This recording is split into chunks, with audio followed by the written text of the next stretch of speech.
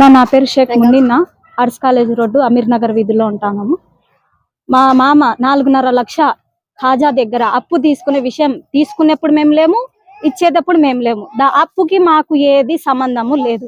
కానీ 3 ఏళ్ల నుంచి వడ్డీ కట్టలే, అసలు కట్టలే అని ఒక్కసారి గాని మనకు అడగలే, చెయ్యలే.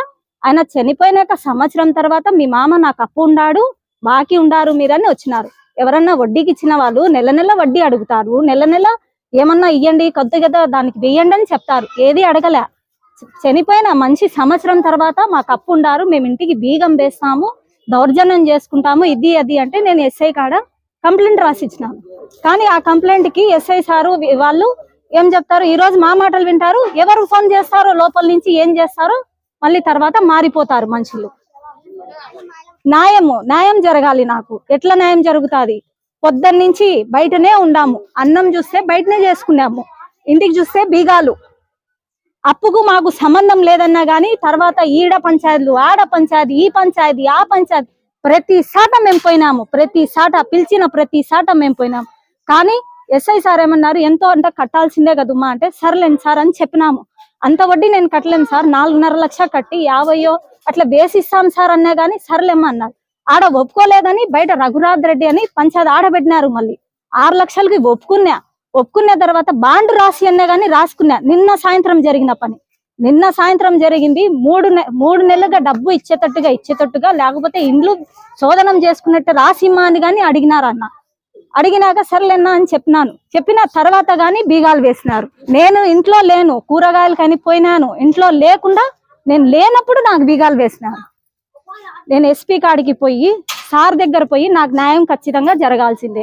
నేను అప్పు అయితే లేను, నేను రూపాయి కానీ నేను తీసుకోలేదు. నేను ఇచ్చేటప్పుడు లేను, తీసుకునేప్పుడు లేను. ఇల్లు నా పేరు మీద ఉంది, పన్ను నా పేరు మీద ఉంది.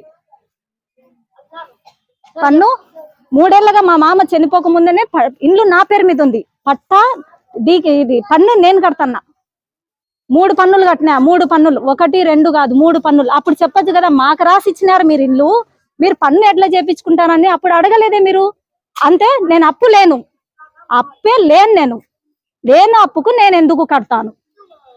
శోధనం, కొడుకు, కోడలు, కూతురు, భార్య, భర్త అందరు 6 మంది వచ్చినారు. 6 మందితో సహా వచ్చి నా ఇంటికి దౌర్జన్యం చేసినారు.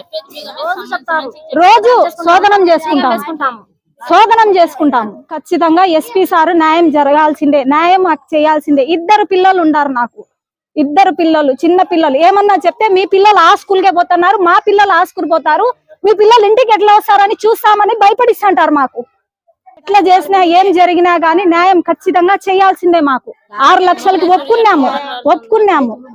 6 లక్షలుగా ఒప్పుకున్న తర్వాత గాని రాత్రికి మాట్లాడుకున్నాం, పొద్దానికి బీగాలు వేసినారు.